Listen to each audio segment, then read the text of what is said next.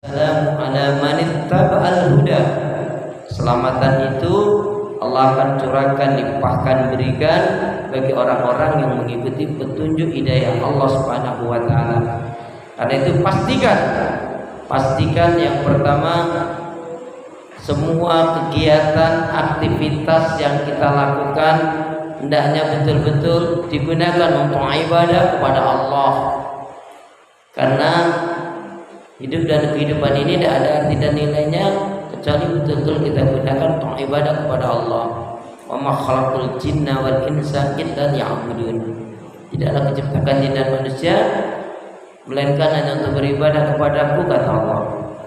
Kemudian yang kedua, jangan pernah lupa dan melupakan diri untuk senantiasa berdoa, memohon, meminta kepada Allah kekuatan, rahmat, pertolongan. Karena pada hakikatnya tanpa kekuatan, rahmat, pertolongan dari Allah, yakin kita nggak bisa berbuat apa-apa.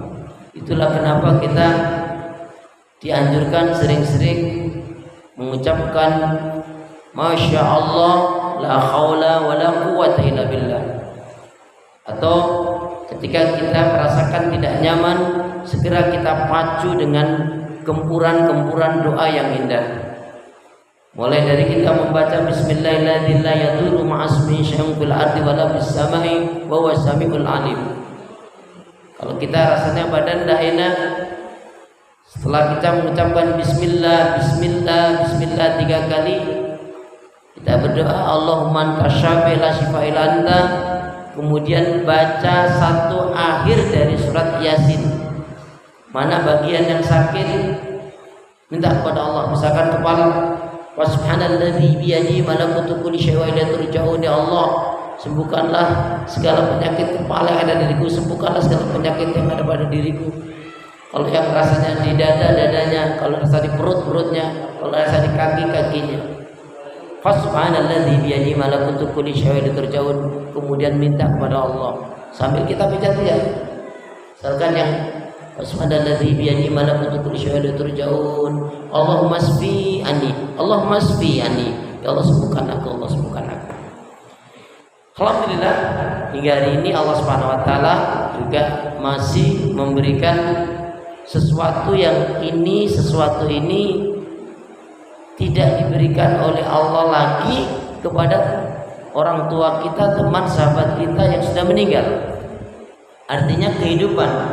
Tapi kalau kita diberi kehidupan kita juga enggak kita maksimalkan untuk kebaikan amal soleh, ya tidak ada nilainya. Maka itu doa minta kita semoga hati, iman, ibadah, akhlak dan ilmu yang Allah berikan kepada kita hendaknya menjadikan kita bisa lebih baik daripada hari-hari sebelumnya, dapat memberikan manfaat kebaikan untuk diri, keluarga dan orang lain.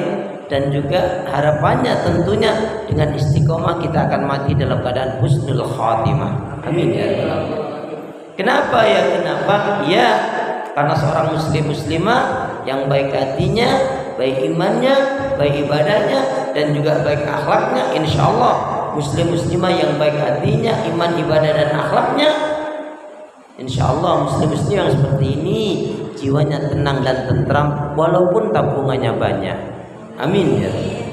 Jadi kalau mau tabungannya banyak, baikin hati, baikin iman, baikin ibadah dan juga baikin akhlak serta baikin ilmu. Alhamdulillahirabbil alamin. Allahumma shalli ala Muhammad, Allahumma shalli ala Muhammad. Bapak Ibu ikhwan akhwat sehat semua? Alhamdulillah. Ibadahnya lancar? Tambah sabar? Makin bersyukur? Sudah tidak marah-marah lagi, makin lembut hatinya, insya Allah putra putrinya yaitu makin solih-solihah, rumah tangganya harmonis. Amin ya rabbal alamin. Pada hari ini, khusus hari ini, saya tidak sambung materi yang lalu, tapi hari ini kita kaji adalah satu tema yaitu alumni Ramadan yang sukses. Alumni Ramadan yang sukses. Sebelum Ramadan atau di waktu Ramadan, banyak sekali guru-guru, para asatid mengingatkan barang siapa yang dia dipertemukan oleh Allah dengan Ramadan, setelah Ramadan Allah tidak mengampuni kesalahan dosa orang tersebut. Tidak tampak perubahan kebaikan pada dirinya, tidak tampak kebaikan amal soleh pada dirinya, maka sungguh celakalah orang yang seperti itu. Sungguh celakalah orang yang seperti itu. Berarti orang yang setelah Ramadan yang tampak malah kesalahan dosa maksiatnya, bukan kebaikan ibadah amal solehnya, berarti orang tersebut adalah orang yang digelayuti, orang yang dikuasai oleh syaitan. Na'udzubillah min dzalik. Ketika disebut alumni, kalau alumni itu adalah alumni yang sukses, pasti itu membanggakan orang tuanya, keluarganya, saudaranya senang bangga. Apakah dia sekolah di negeri, swasta, atau tentunya pesantren. Alhamdulillah aku nggak sia-sia. Orang tua akan mengatakan, alhamdulillah aku bersyukur aku nggak sia-sia nyekolahin anak, ya, di pesantren kah, di perguruan ini kah, di sekolah ini kah, STIT ini kah, SMPIT ini kah. Alhamdulillah hasilnya nampak, hasilnya bisa dirasakan. Maka khusus untuk para guru-guru yang ada di tempat ini, saya mengingatkan juga, berikanlah anak-anak ini pendidikan yang sifatnya bukan hifdziyah, hafalan-hafalan yang banyak, tapi coba kepada amaliyah. Ya. Contoh yang paling gampang, kalau anak kita sudah kita biasakan sholat duha misalkan, ya, kalaupun tidak tiap pagi misalkan, tapi dalam satu pekan itu ada duhanya, kemudian hafal ayat-ayat pendek atau hadis-hadis pendek yang itu bisa diamalkan.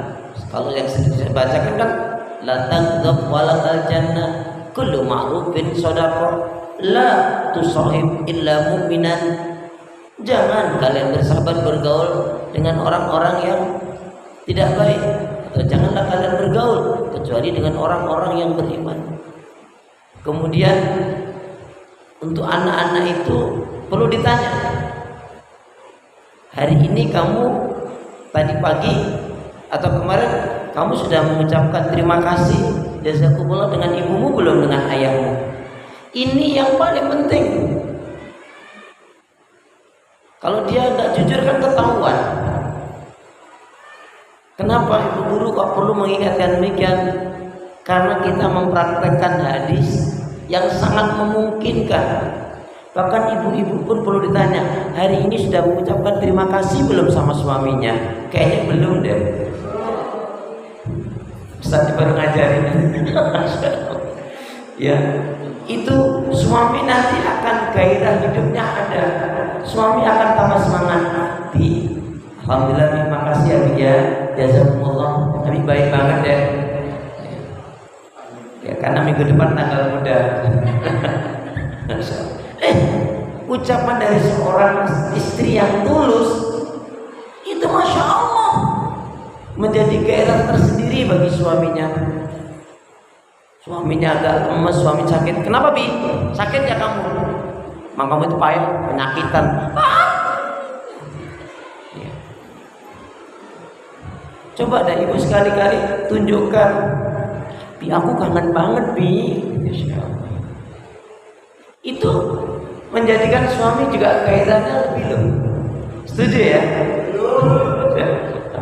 Ya, jadi ucapan kenapa? La yashkurullah man lam yashkurun nas. Tidaklah dikatakan seseorang itu dia bersyukur kepada Allah, ya, kecuali dia berterima kasih kepada seseorang manusia yang berbuat baik pada dirinya. Nah, itu tadi praktek amaliyahnya gitu. Saya Nana, kemarin kamu sebelum tidur atau hari kemarin sudah belum mengucapkan terima kasih kepada orang tua? Kenapa? Ini yang paling gampang, dan ini akan menumbuhkan akhlak yang luar biasa. Berapa banyak anak yang sudah mulai gede, SMP, SMA, kuliah, akhlaknya sudah mulai pudar. Ini khususnya untuk guru-guru dan untuk kita semua orang tua juga perlu. Kita perlu sebagai orang tua juga sanjung anak kita, puja ya. Alhamdulillah, makasih sayang ya. Perlu dikasih reward sayang. Kalau kamu masuk 5 besar, ya, masuk 5 besar, Umi mau kasih hadiah. Kalau Abi sih mau ngasih hadiah kamu 1 juta. Ya, Umi cepet aja ya. Insyaallah. Itu perlu ya, ungkapan-ungkapan yang ini. Anak termotivasi nantinya ya. Walaupun mungkin misalkan anak kita kemampuannya enggak apa-apa. Kita ingin lihat ikhtiar dia, usaha kesungguhan dia. Alumni yang sukses juga akan menjadi kebanggaan guru-gurunya, teman-teman, sahabatnya. Alma mater, lembaga pendidikan itu, ya Allah, itu muridku itu nyebutnya enggak jebolan, dia keluaran ini, masya Allah, itu juga membawa baik, mengangkat baik nama sekolah itu. Bahkan contohnya, maaf ya, enggak apa-apa yang sekolah di sini misalkan habis SD-nya di sini alhamdulillah diterima di SMP favorit atau di pondok yang cukup punya nama, itu insya Allah juga mendongkrak nama baik ya, memotivasi juga begitu insya Allah. Baik, saya ingin sampaikan terlebih dulu poin-poinnya, nanti uraiannya, walaupun mungkin materi ini secara umum pernah kita dengar, tapi penting sekali untuk menjadi cermin apakah kita termasuk alumni Ramadan yang sukses atau tidak. Yang pertama, dikatakan kita alumni Ramadan yang sukses bila mana setelah Ramadan semakin membaik keimanan, akidah dan tauhidnya.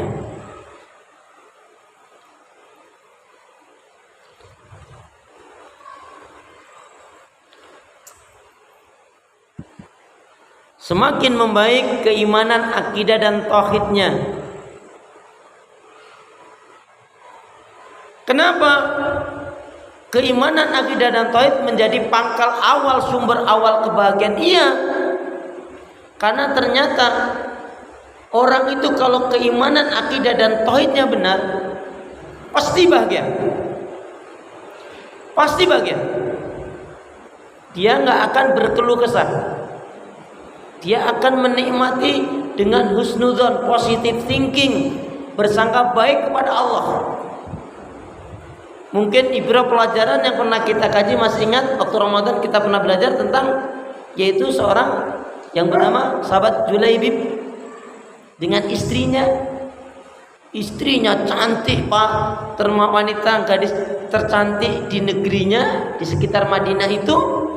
Anaknya orang kaya, tapi dia menerima lamaran Rasulullah, yaitu dinikahkan dengan Julaibib yang pesek, hitam, pendek, miskin, kumel. Coba hari ini sudah mulai pudar tuh ya. Tapi memang hari ini nampaknya sudah seperti Nabi katakan itu. Nanti akhir zaman itu satu laki-laki yaitu berbanding dengan 40 wanita. Hari ini saya baru membuktikan sudah 9 orang tua yang minta dicarikan ikhwan, tapi satu ikhwan pun belum bisa dapat. Coba saya ke Semarang itu, ahwat itu ada 238 kalau nggak salah yang siap menikah. Kemudian ke Solo 195 lah, pokoknya kurang dari 200. Purwokerto juga begitu, di Lampung juga gitu. Tapi di Semarang ada satu majelis ilmu yang luar biasa, yaitu saya ketika ngisi kemarin ada berapa? Ada 28 janda semua. Ya ikhwan-ikhwan kita yang sudah syahid, yang sudah Qadar Allah. Masya Allah. Ibu nggak usah berpikir negatif, ya. Jadi, jadi kalau ikhwan ini ngambil dua masih lebih juga. Ini ikhwan ini ngambil dua gitu, masih lebih, masih banyak juga. Allahu a'lam. Ya, enggak itu, ibu yakin kayaknya juga belum siap kok, ya. Baik saudara seiman. Jadi kenapa? Yang penting iman, akidah, tauhid kita tuh selalu kita perbaiki, terus perbaiki. Paling tidak satu dalam keimanan tauhid kita ini adalah semakin yakin seyakinnya yang memberikan kebaikan, keberkahan, keselamatan dan kebahagiaan adalah Allah. Jika kita sudah memiliki keyakinan as-salam yang memberikan kebaikan, keberkahan, keselamatan, kebahagiaan adalah Allah, maka kita nggak akan pernah berpikir kepada manusia. Ya. Terus minta kepada Allah. Makanya maaf, Rasulullah pernah ditanya, ya Rasulullah, bagaimana kalau seorang laki-laki atau seorang wanita sampai akhir hayatnya dia tidak berjodoh, dia tidak punya jodoh, maka bagaimana ya Rasulullah? Jika dia laki-laki yang solih, dia akan mendapatkan bidadari. Jika dia wanita yang solihah tapi dia menginginkan nikah, bukan menolak nikah, dia pun akan mendapatkan pasangan yang lebih baik, ya. Jadi itu kalau udah bicara tadi seperti itu. Yang kedua, keyakinannya adalah Ar-Razzaq, yang maha memberi rezeki, yang mendatangkan manfaat madarat adalah Allah. Maka fokus saja, ikhtiar kita maksimal. Bu, di Surabaya itu ada ibu-ibu jual donat, ya, pagi jual donat, malam jual kebab. Itu masya Allah bisa menghajikan kedua orang tuanya.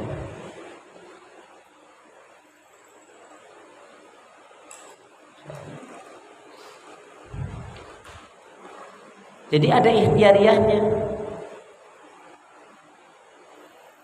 Jual donat pagi itu bermula dari gitar. Tapi azamnya apa? Ya Allah, mampukan ya Allah saya dengan menjual donat ini, dengan jual kebab ini untuk menghajikan orang tua saya. Jadi dia pastikan kalau habis berdagang itu, ini yang untuk infak, ini yang untuk kotak haji. Insya Allah. Saya salut, kalau nggak salah orang Aceh, ibu-ibu usia 73 tahun, kemarin Ramadan khatam 6 kali. Halo, Assalamualaikum. Ibu berapa kali? Bang Mukre nanti coba tahun depan diumumkan siapa yang hatamnya 3 kali dapat hadiah. Nah, nanti pas pengumuman naik lagi jadi 5 kali itu.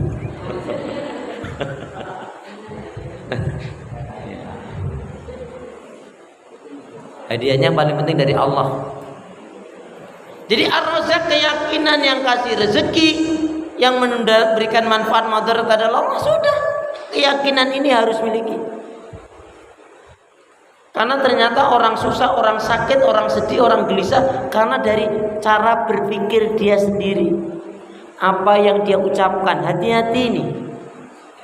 Ada lada, ada kelapa, salah bicara bisa menyebabkan masuk neraka. Betul. Biasanya suka marah-marah suami atau istri? Anu. Itu yang ngomong dua-duanya ada, dua-duanya itu biasanya istrinya ikut ngaji itu.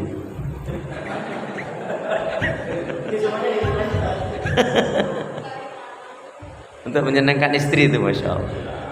Kalau bilang istri, wah panjang tuh nanti. Baik.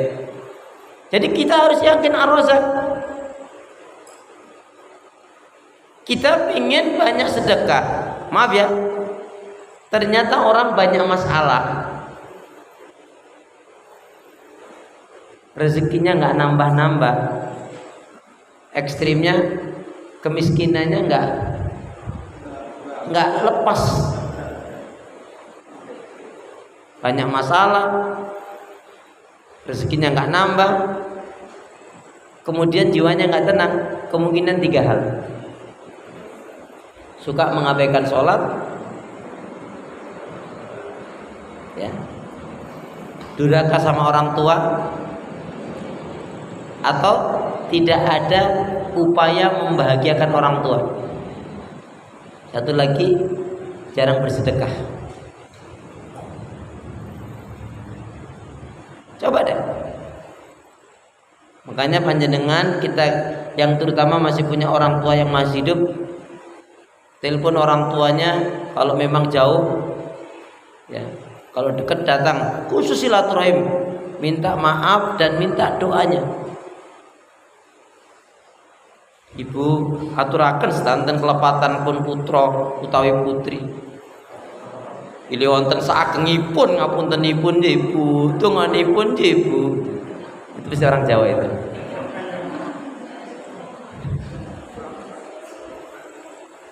Tapi ya datang ke sana bukan hanya minta maaf saja dan minta doa, yo nggawani to yo.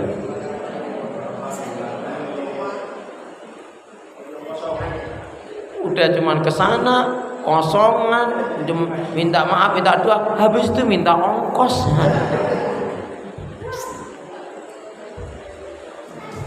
Ya orang tuanya kan tambah semangat kalau kita sak menika wonten sekedar berapa lembar niki mugi-mugi bermanfaat. Itu. Tapi jangan terus nanti ketika kita pulang, "Nduk iki pakai aja nduk gawakmu." Mboten sah Bu, mboten sah, mboten sah. Mboten sah kok tangane ngadung. Baik. Jadi keyakinan tauhid kita harus yakin seyakinnya yang menyembuhkan segala penyakit, yang menyehatkan adalah Allah. Keyakinan ini harus kita miliki. Kemudian keyakinan kita yang maha sempurna, yang maha kuat, yang maha hebat, yang maha pandai adalah Allah Subhanahu wa taala. Kenapa keyakinan yang seperti ini harus kita tumbuhkan? Karena disitulah letak tauhid kita kepada Allah Subhanahu wa taala. Jelas tidak ada yang berat diibadah dengan benar, itu adalah Allah, itu jelas yang pertama. Nah, karena apa? Sumber kunci kebahagiaan adalah tauhid. Baik. Yang kedua, alumni Ramadan yang sukses yang kedua adalah setelah Ramadan ini semakin meningkat dan bertambah kebaikan ibadah dan amal solihnya. Ya. Semakin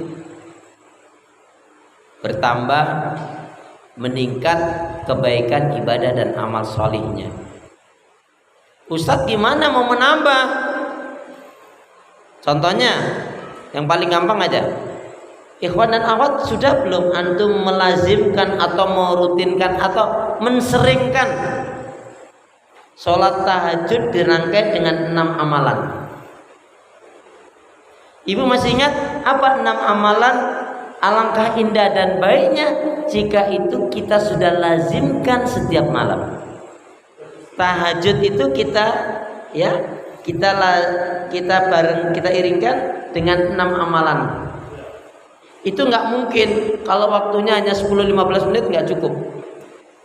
Paling tidak membutuhkan waktu setengah jam. Ya relatif sih. Apa? 6 amalan baik sekali jika kita bisa melazimkan. Allah akan memudahkan segala urusan-urusan ibadah dan akhirat kita, apalagi hanya dunia. Dunia itu kecil. Numpuk-numpuk harta punya itu sebanyak mungkin, nanti pun kalau mati nggak dibawa.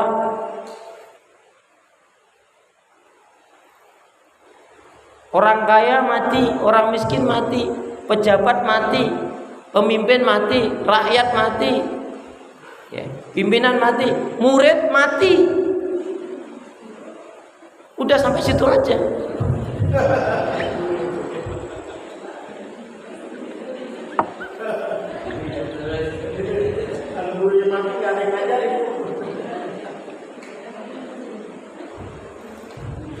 Iya. Kalau ibu bilang, Ustaz mati, tega banget doain saya.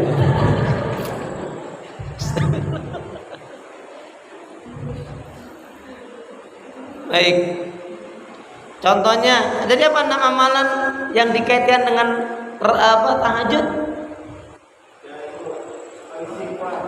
Perbanyak doa, zikir, istighfar, qiraatul Quran wa tadabburuhu, shalawat Nabi, dan mendoakan orang lain. Ikhwan dan akhwat sudah belum melazimkan kalau mau tidur biasanya doanya gimana kalau mau tidur? Kalau mau tidur gimana doanya? Bismika Allahumma ahya wa bismika amut. Itu kan anak TKTPA. Bismillahirrahmanirrahim. Ya Allah ya Arhamar Rahimin, ampunilah kesalahan dan dosa siapa saja yang pernah menyakiti dan menzolimi diriku. Lembutkan hatinya, buang sifat-sifat buruknya, dan berilah petunjuk hidayah kepadanya. Doa-doa yang baik itu diaminkan oleh malaikat, balik ke kita lagi. Jangan pernah membenci seseorang. Kalau kemarin-kemarin itu pernah membenci, tutup, hapus semua dah. Capek, merusak hati, pikiran, nggak ada manfaatnya. Dan susah kita menjadi orang yang baik. Apalagi setiap kita ingat kita jengkel, setiap kita ingat kita benci. Apalagi sampai puncaknya mengatakan luka yang kurasakan. Terus manfaatnya apa?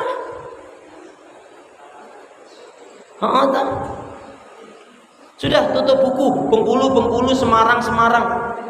Dulu nikmat begitu malahan. Karena kalau kita hidup dengan dendam, saya setuju sekali, paham kalau ada yang mengatakan kebencian kita kepada orang lain itu adalah azab.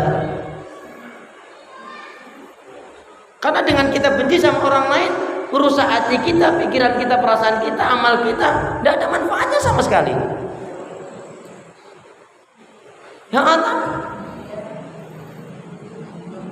Soal kita jaga jarak, ya oke. Tapi jangan pernah membenci. Sekali kita membenci, khawatirnya terus ke bawah terus.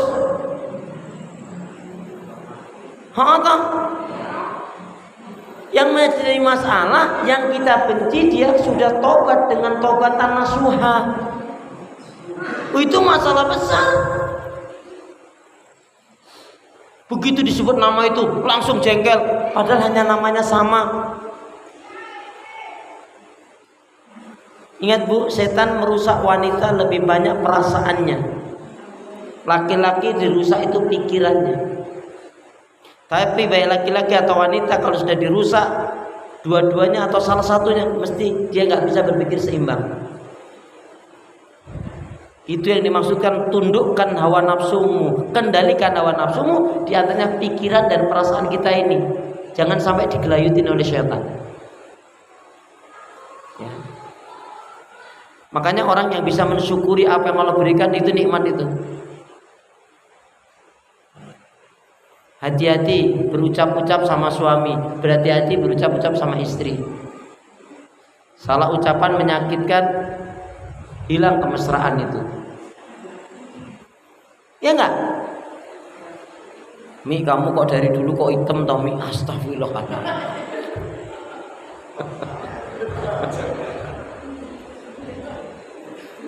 Padahal dia ngomongnya gurau loh. Setelah ngomong gurau gitu tuh setelah cucunya 3. Apa maksud Abi? Ada apa Abi? Oh banyak itu. Enggak mungkin. Mesti pikiranmu, perasaanmu itu. Wanita kalau udah begitu susah ngeremnya. Betul Bu? Alhamdulillah jujur.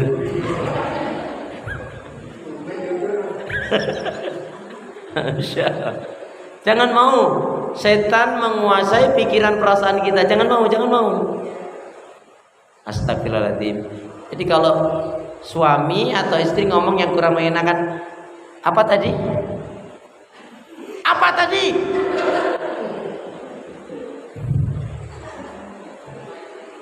Tapi bagus loh ngomongnya apa tadi itu sambil pegang pinggangnya.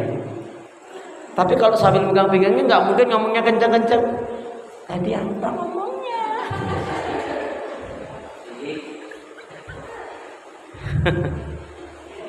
Masya Allah. Jadi contohnya meningkatkan ibadah, rokaatnya tetap mungkin. Anggaplah misalkan duha 2 rakaat. Kalau yang jarang 2 rakaat, istiqomahkan yang 2 itu. Sekali waktu 4, sekali waktu 6, sekali waktu 8. Tapi yang 2-nya jangan pernah lepas, gitu caranya. Ya. Jadi contohnya rakaat pertama bacanya pas setelah Al-Fatihah baca An-Nas, Bismillah, Al-Falaq, Bismillah, Al-Ikhlas, Bismillah, Tabat, Bismillah, Idza. Berarti sudah 5 surat. Berarti bertambah kebaikan. Rakaat yang kedua